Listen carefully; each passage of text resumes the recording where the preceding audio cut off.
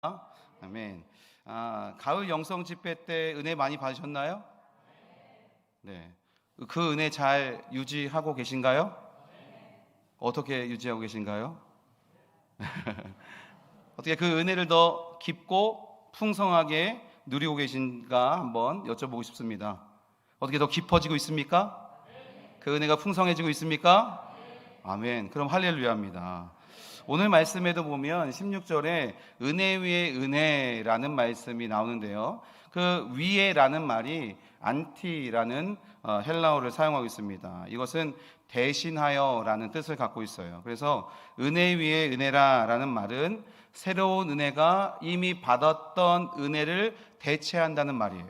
그러니까 계속해서 주님께서 새로운 은혜를 주신다라는 것입니다. 여러분, 이 새로운 은혜를 매일매일 누리고 경험하시길 바랍니다. 또한 이 은혜 위에 은혜를 더하셔서 더욱더 충만한 은혜가 넘친다라는 말이 되기도 합니다. 그래서 이 말은요, 가장 큰 은혜 혹은 끊임없이 계속되는 은혜라는 최상급적인 의미를 가지고 있다라고 할 수 있습니다. 그런데 우리가 궁금한 게 있어요. 어떻게 새로운 은혜가 끊임없이 계속해서 부어지고 또 충만해져서 가득 차고 넘치고 계속해서 더 큰 은혜가 우리에게 제공될 수 있는가라는 거죠. 무엇일까요? 은혜와 진리가 충만하신 예수 그리스도로부터 계속해서 공급되기 때문에 우리가 그 충만한 은혜를, 새로운 은혜를 누릴 수 있다라는 것입니다. 오늘 말씀 14절 16절 같이 이어서 읽어보겠습니다.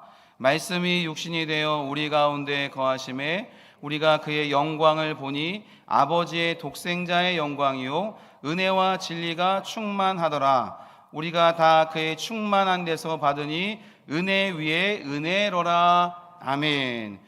하나님께, 예수님께서 인간의 몸을 입으시고 이 땅에 오셨는데 그 모습을 보니까 아버지의 독생자의 영광이래요. 그 영광이 어떻게 나타나는가? 진리와 은혜와 진리가 충만하더라라고 말씀하고 있고, 우리가 다 그 은혜, 그의 충만한 데서 받으니 은혜 위에 은혜다라고 오늘 성경은 말씀하고 있습니다. 그리스도는요, 은혜와 진리가 결코 마르지 않는 샘과도 같으십니다. 그래서 우리의 갈증을 언제든지 충족시켜 주시는 분, 이분이 바로 우리 그리스도 예수님이십니다. 이 세상에 있는 샘들은요, 가뭄이 심하거나 이용하는 이들이 너무 많으면 어떻게 돼요? 마르는 경우들이 있어요. 그러나 그리스도 안에 있는 은혜와 진리는 인류 전체가 아무리 많이 마실지라도 고갈되는 법이 없습니다. 그래서 예수님께서는 말씀하십니다. 누구든지 목마르거든 내게로 와서 마시라. 누구든지 목마르거든 내게로 와서 마시라 라고 말씀하시고요, 예수님께로 나오는 자마다 영원히 목마르지 않고 그 배에서 생수의 강이 흘러나오게 되는 것은 예수님 안에 있는 은혜와 진리가 풍성해서 항상 넘치기 때문에 그렇습니다. 여러분, 주님의 은혜는 결코 부족함이 없습니다. 우리가 어떤 TV로 홈쇼핑을 보면 막 마감 임박이라고, 이제 조금 있으면 물건이 다 떨어진다고 빨리 구매하라고 부추기잖아요. 그런데 주님의 은혜는 마르는 일이 없습니다. 주님의 은혜는 품절이 없습니다. 계속해서 부어주시는, 그 충만한 데서 부어주시는 주님의 은혜가 우리 가운데 임한다라는 것이에요. 세상 모든 사람에게는 이 세상에 있는 것들로는 도저히 채울 수 없는 빈자리가 다 있습니다.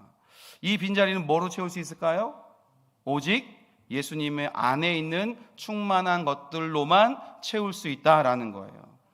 그러면 이렇게 생각할 수 있습니다. 자기 인생 속에 예수님을 받아들이지 않는 이들은 결코 완전한 만족을 누릴 수가 없는 것입니다. 왜요? 충만한 데서 계속해서 새로운 은혜, 더 큰 은혜를 부어주시는 그 주님의 은혜를 누리지 못하기 때문에, 그 주님을 주인으로 모시지 않았기 때문에 그런 분들은 완전한 만족을 누릴 수가 없는 것이다 라는 것입니다. 여기에 우리가 하나님의 은혜의 복음을 전해야 하는 이유가 있다라는 것이에요. 그래서 우리가 추수감사를 준비하며 한용을 추수의 날을 지키면서 주변에 아직 믿지 않는 우리 가족들이 있을 수 있고요. 아직 믿지 않는 우리 이웃들이 있을 수 있습니다. 그들은 여전히 영혼이 목마르고 갈증 가운데 있어요. 돈으로도 명예로도 권력으로도 채울 수 없는 갈급함이 그들 안에 있다는 거예요. 그들을 다 주님께로 인도해서 영원한 주님의 마르지 않는 생과 같은 은혜를 누릴 수 있는 사람들 될 수 있도록 전도하기에 힘써야 될 줄 믿습니다. 또한 그리스도인들인 우리도 마찬가지예요. 계속해서 새로운 은혜를 경험해야 됩니다. 그래서 항상 그 충만한 은혜 가운데서 살아가야 된다라는 것이에요. 그러면 여러분, 은혜는 무엇일까요? 은혜는 하나님께서 우리에게 값 없이, 즉 우리의 공로나 아무런 대가 없이 주신 선물이다라는 것입니다. 영원히 죽을 수밖에 없었던 구제 불능의 우리를 위해서 하나님의 독생자 예수를 이 땅에 보내셨고요, 우리 대신에 십자가에 달려 죽게 하셨습니다. 3일 만에 다시 살아나셔서 우리를 구원하시고 영생을 주신 하나님의 초월적인 사랑, 이것이 바로 하나님의 은혜다라는 것이에요. 에베소서 2장 8절 말씀 같이 한번 읽어보실까요? 너희는 그 은혜에 의하여 믿음으로 말미암아 구원을 받았으니 이것은 너희에게서 난 것이 아니요 하나님의 선물이라. 아멘. 그래서 예수 그리스도의 성육신과 십자가 사역은 하나님의 은혜의 최고봉이다라는 것입니다. 이 은혜는 분명 죄인이 구원을 얻는 유일한 통로와 수단입니다. 또한 성도에게 구원과 영원한 생명을 보장해주는 하나님의 주권적인 행동이기도 하다라는 것이에요. 또한 어떤 은혜가 있냐? 성령님을 통해서 우리에게 믿음을 주시고 또 구원의 덕을 입게 하신 것도 은혜입니다. 길이요 진리요 생명이신 예수님을 통해서 하나님 아버지께 나아가 아버지를 만날 수 있는 것도 은혜입니다. 그러니까 여러분들이 이 자리에 나와 있는 것 자체가 은혜입니다. 아니라고 생각되십니까? 이 자리로 인도하신 분이 하나님이신 거예요. 오늘 수요 예배 나가야겠다라는 마음을 주신 것이 하나님의 은혜예요. 어쩌면 내가 매일매일 참석하니까 나가야겠다, 이것도 주님의 은혜입니다. 하나님 아버지께 나올 수 있는 것, 예수님을 통해서 하나님 아버지를 만날 수 있는 것, 이것이 정말 큰 은혜다라는 거예요. 오늘 본문의 18절 말씀도 그 말씀을 하고 있어요. 18절 말씀을 읽어보겠습니다. 본래 하나님을 본 사람이 없으되 아버지 품속에 있는 독생하신 하나님이 나타내셨느니라. 아멘. 예수 그리스도를 통해서 누구도 보지 못한, 볼 수 없었던 하나님의 영광, 하나님의 형상을 나타내 보이신 분이 바로 예수 그리스도시다. 우리는 그분을 통해서 하나님 아버지께 나아갈 수 있고, 우리는 예수님을 통해서 하나님 아버지를 예배하고 하나님을 만날 수 있게 된다라는 거죠. 이게 은혜가 아니고 무엇이겠습니까? 뿐만 아니죠, 우리가 너무 당연하다고 생각해서 하나님의 은혜인지 모르고 지나가는 은혜들이 많습니다. 연애를 시작하면 막 사랑하는 사람이 이것도 해주고 저것도 해주고 막 차를 태우러도 가고 막 여러 가지 해줍니다. 그게 처음에는 너무 감사하고 너무 좋은 거예요. 그러다가 시간이 점점 흐르면 뭐 어떻게 돼요? 당연한 줄로 아는 거예요. 그리고 그 뭐가 없어져요? 감사가 없어지고 은혜가 없어지는 거예요. 여전히 똑같이 사랑하고 돌봐주고 섬겨주고 있는데도 불구하고 그냥 그게 당연한 일이 되어버린 거예요. 일상이 되어버린 거예요. 감동이 없습니다. 감흥이 없습니다. 그러니 감사가 없는 거죠. 그런 은혜들이 우리의 주변에 많다는 거예요. 여러분, 오늘을 한번 생각해 보십시오. 오늘은 어떻습니까? 우리 삶에서 한 번도 경험하지 못한 새로운 날이 바로 오늘입니다. 여러분, 이전에 오늘이라는 날을 경험해 본 적 있으십니까? 있으세요? 미래에서 오셨나? 없습니다. 오늘이란 날은 하나님께서 우리에게 허락하신 새로운 날이라는 거예요. 인류 역사상 없었던 새로운 날이 바로 오늘이라는 날이라는 거죠. 하나님께서는요, 매일 오늘이라는 새로운 날을 우리에게 선물로 주고 계시다라는 겁니다. 이것만 봐도 하나님의 은혜를 우리가 알 수 있다는 겁니다. 우리가 숨을 쉴 수 있는 것도, 우리가 눈을 뜰 수 있는 것도, 볼 수 있는 것도, 들을 수 있는 것도, 말할 수 있는 것도, 느낄 수 있는 것도, 또 이렇게 명성교회라는 사랑의 공동체의 일원이 되게 하신 것도 다 하나님의 은혜다라는 겁니다. 우리 옆에 분 보시면서 정말 은혜로우시네요 라고 한번 고백해 보세요.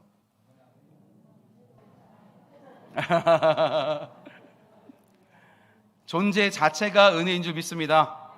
그래서 우리는 고백하잖아요. 모든 것이 은혜, 은혜, 은혜, 한없는 은혜. 내 삶에 당연한 건 하나도 없었던 것을 모든 것이 은혜, 은혜였소 라고 우리는 고백하며 찬양하고 있지 않습니까? 이 고백이 매일 매순간 우리에게 새롭게 고백되어지기를 예수님의 이름으로 축복합니다. 이 놀라운 하나님의 구원의 은혜가 계속해서 새롭게 경험되어져야 한다라는 것입니다. 은혜의 주님이 항상 나와 함께 하시며 역사하시는 그 은혜를 계속해서 경험하며 살아야 된다. 그래서 내일 아침에 일어날 때는 어떻게 해야 돼요? 하나님의 은혜구나. 새날이 시작됐다. 오늘이라는 새날을 주셨구나. 나의 호흡을 연장시켜 주셨구나. 내가 또 볼 수 있게 하셨구나. 일어나게 하셨구나. 생명을 주셨구나. 라는 이 감사함으로 그 은혜에 감사할 수 있는 삶이 되셔야 됩니다. 늘 그 은혜 가운데 살아가도록 힘쓰시는 우리 명성의 가족들 되시기를 바랍니다. 그런데 왜 우리는요 이 하나님의 은혜를 계속해서 경험해야 할까요? 그게 좀 궁금하죠. 왜 하나님의 은혜를 계속해서 경험해야 될까라는 겁니다. 첫 번째 같이 한번 읽어보겠습니다. 은혜에는 사명이 포함되어 있기 때문입니다. 아멘. 은혜에는 무엇이 포함되어 있어요? 사명이 포함되어 있어요. 바울은요 자신의 사도직을 가리켜서 자주 이렇게 말합니다. 나에게 주어진 은혜라고 말하고 있어요.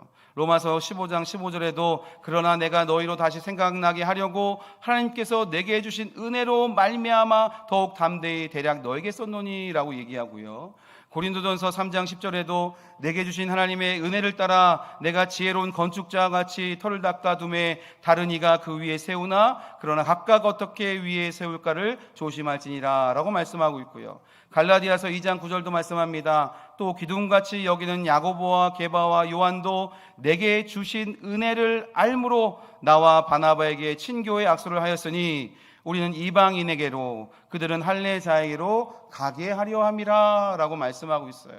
그래서 바울은 자기의 사도직을 표현할 때 내게 주신 은혜라고 표현한다는 거예요. 또한 바울은요 이런 전도의 일을 수행할 수 있도록 기도와 재정으로 도와준 이 빌립보 교회인들에게 나와 함께 은혜에 참여한 자가 됐다라고 칭찬하고 있다는 거예요. 그것이 바로 빌립보서 1장 7절 말씀에 기록되어 있습니다. 너희가 내 마음에 있음이며 나의 매임과 복음을 변명함과 확정함에 너희가 다 나와 함께 은혜에 참여한 자가 됨이라 라고 말씀하고 있어요.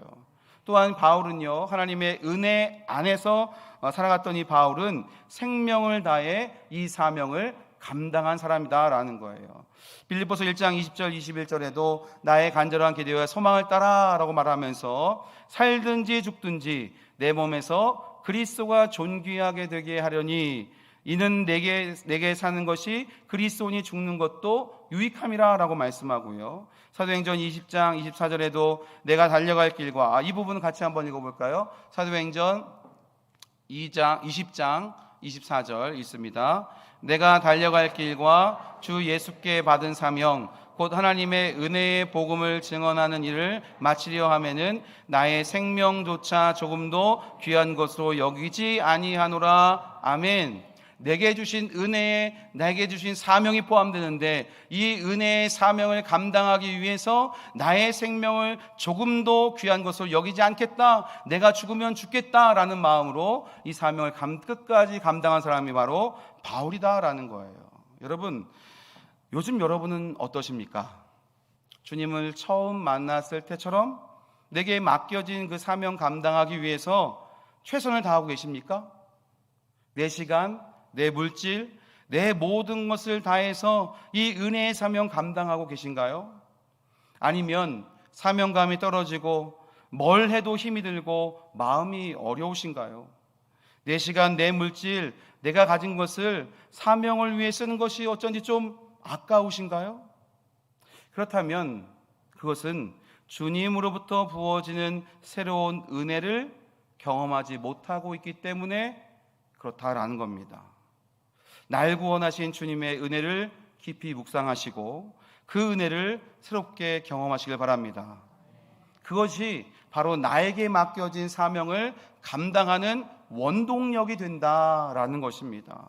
이렇게 은혜 안에 포함된 사명을 주님의 은혜 안에서 끝까지 감당하시기를 바랍니다. 두 번째, 왜 우리는 이 하나님의 은혜를 계속해서 경험해야 될까라는 거죠. 같이 한번 두 번째 또 읽어봅니다. 은혜 가운데서 우리는 강한 군사가 되기 때문입니다. 아멘. 은혜 가운데서 우리는 강한 군사가 된다는 거예요. 디모데후서 2장 1절 말씀 같이 읽습니다. 내 아들아, 그러므로 너는 그리스도 예수 안에 있는 은혜 가운데서 강하고. 아멘.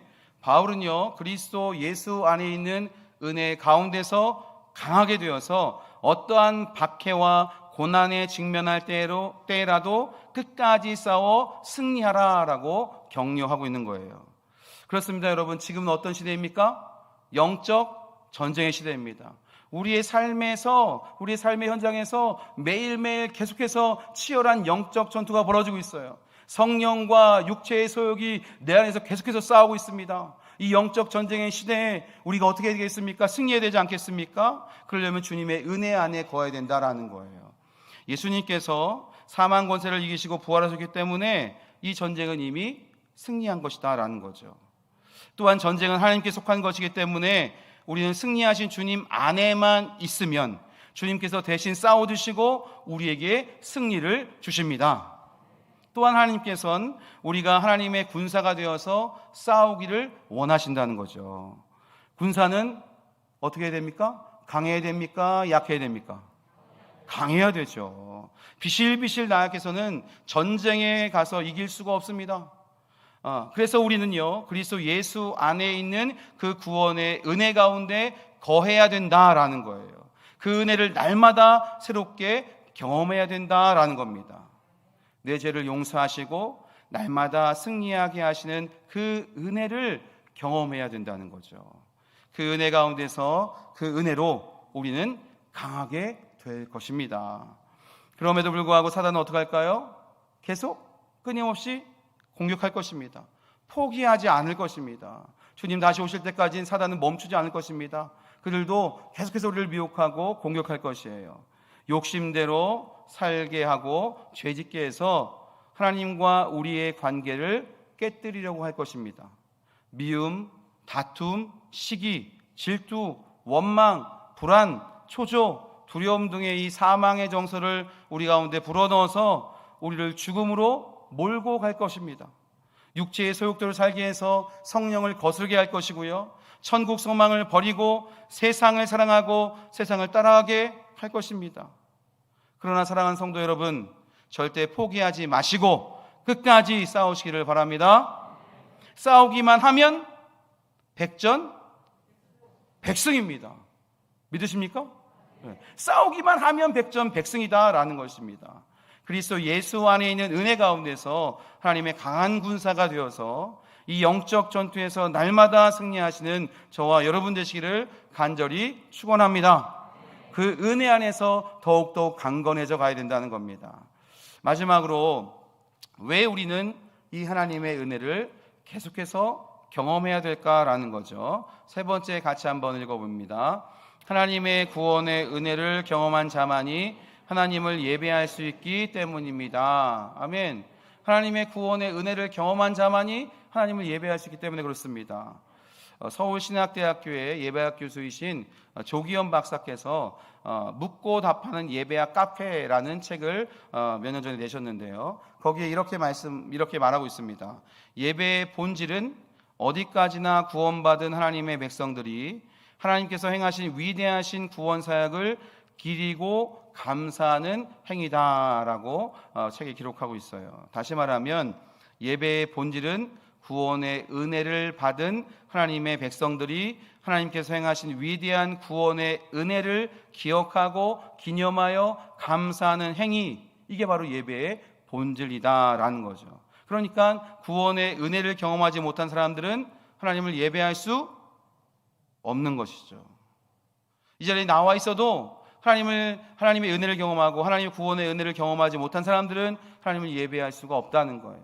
우리가 구원받은 백성으로서 마땅히 해야 될 일도 하나님을 예배하는 것이고, 우리가 그 구원의 은혜 안에서 하나님을 예배할 수 있게 된 것을 또한 은혜로 여기고 감사할 수 있어야 된다라는 것입니다.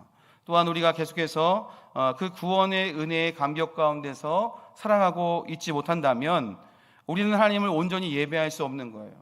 예배하기에 너무너무 힘들어지고 또 예배할 때 답답하고 뭔가 예배 나오기 싫어지고 한다면 우리가 주님의 은혜 안에 있는가를 다시 한번 점검해 보셔야 돼요. 그 구원의 은혜가 희미해져 가고 있지는 않는가 점검해 봐야 된다는 거죠. 예배 나오기 힘드십니까? 또 예배 나와도 아무런 감흥이 없으세요? 예배하는 이 한 시간이 너무 힘들고 괴로우신가요? 그런 분들이 한 3분 계신 것 같은데. 예배는 하나님을 만나는 시간입니다. 예배는 우리를 구원하시기 위해서 십자가에서 죽으시고 다시 사신 지금도 살아계신 예수님을 만나고 경험하는 시간이에요. 또한 다시 오실 재림의 주님을 미리 만나고 경험하는 시간이 바로 이 예배하는 시간입니다. 예수님께서 흘리신 그 보혈을 힘입어서 우리는 하나님의 보좌 앞으로 갈 수 있는 자격을 얻었습니다. 그 은혜로 보좌 앞에 나아가 우리는 하나님의 긍휼하심과 때를 따라 돕는 은혜를 얻을 수 있습니다. 그래서 예배는요, 은혜 위에 은혜가 더해지는 시간인 거예요. 새로운 은혜가 채워지는 시간입니다. 여러분, 이 예배를 사모하시길 바랍니다. 이 예배 드릴 수 있음에 감사하기를 바랍니다. 지금도 핍박받으며 신앙생활하는 이들이 있고요, 가까운 저 북한 땅에도 생명을 걸고 신앙을 지키고 있는 사람들이 있고, 지하에 숨죽이며 예배하고 찬양하고 말씀 듣고 말씀 나누는 사람들이 여전히 있다라는 거예요. 그런데 우리는 얼마나 좋습니까? 리모델링도 새롭게 하여서 얼마나 예배하기 좋은 환경입니까? 그런데 주님 전에 나오는 것을 꺼려하고 주님께 나와서 예배하는 걸 힘들어하고 이것이 은혜인지도 모르고 그저 지루해하고 답답해하고 부담스러워한다면 우리는 그 하나님의 은혜 안에서 점점 멀어지고 있지는 않는 것인가? 한번 돌아볼 수 있어야 된다는 거죠. 사랑하는 성도 여러분, 계속해서 부어주시는 이 새로운 은혜 가운데서 감사함으로 내 모든 삶을 하나님께서 기뻐 받으실 만한 거룩한 산제물로 드리시기를 소망합니다. 이 헌신의 삶을 통해서 우리는 하나님께 온전한 예배를 드리게 되는 것이죠. 날마다 새로운 은혜를 경험하시고 가장 큰 은혜로 충만하셔서 참되고 온전한 예배를 하나님께 올려드리시는 여러분 되시기를 축복합니다. 자, 그러면 이 은혜를 어떻게 누릴 수 있을까요? 어떻게 하면 이 은혜를 누릴 수 있을까?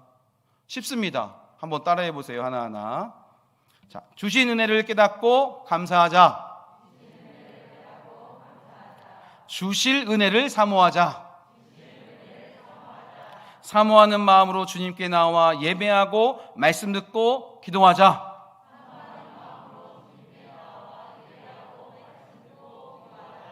아멘.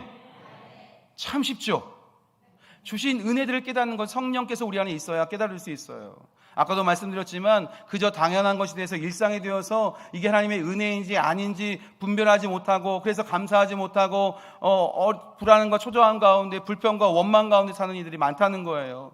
하나님의 이미 주신 은혜들을 깨닫고 감사하길 바랍니다. 나를 구원하신 것 자체가 은혜이고 이 공동체에 소속되게 하신 것도 주님의 은혜라는 거예요. 하루하루 새날을 주신 것도 주님의 은혜라는 거예요. 이 은혜를 우리가 깨닫고 감사할 수 있어야 됩니다. 그리고 또 새롭게 주실 은혜들을 사모하고 기대해야 된다는 거예요.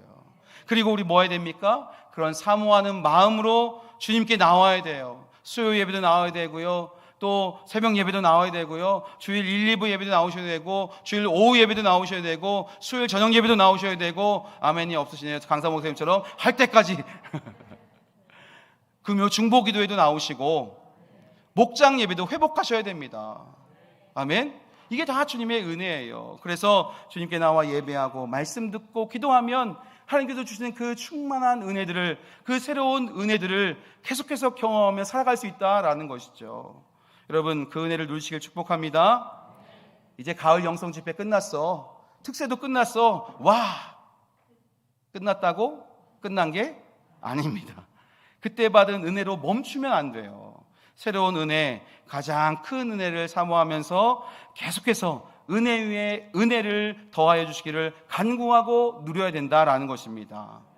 여러분, 예전에 수돗물이 있기 전에 뭐 있었어요? 집집마다? 펌프 있었죠. 펌프. 네. 제가 그렇게 나이가 많지는 않은데 저도 펌프를 해봤어요.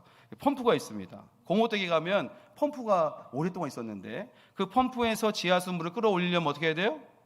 마중물을 넣어야 돼요. 이번에 받은 한 바가지의 은혜로 만족하고 머무르지 마시길 바랍니다. 그 한 바가지의 은혜를 가지고 주님께 나와서 예배하고 말씀 듣고 기도하기 힘쓰시길 바랍니다. 쏟아 부으시길 축복합니다. 그러면 그것이 마중물이 되어서 마르지 않는 생과 같은 주님의 은혜와 진리 가운데서 늘 새로운 은혜, 더 큰 은혜를 길러낼 수 있는 저와 여러분이 되는 줄 믿습니다. 말씀을 마무리합니다. 사랑하는 성도 여러분, 주신 은혜를 깨닫고 감사하시고요, 주실 은혜를 사모하시길 바랍니다. 주님께 나와 예배하고 말씀 듣고 기도하기에 더욱 힘쓰시기를 바랍니다. 그래서 은혜와 진리가 충만하신 예수 그리스도로부터 계속해서 공급하시는 새로운 은혜를 날마다 경험하시길 바랍니다. 끊임없이 부어주시는 가장 큰 은혜로 충만하시기를 축복합니다.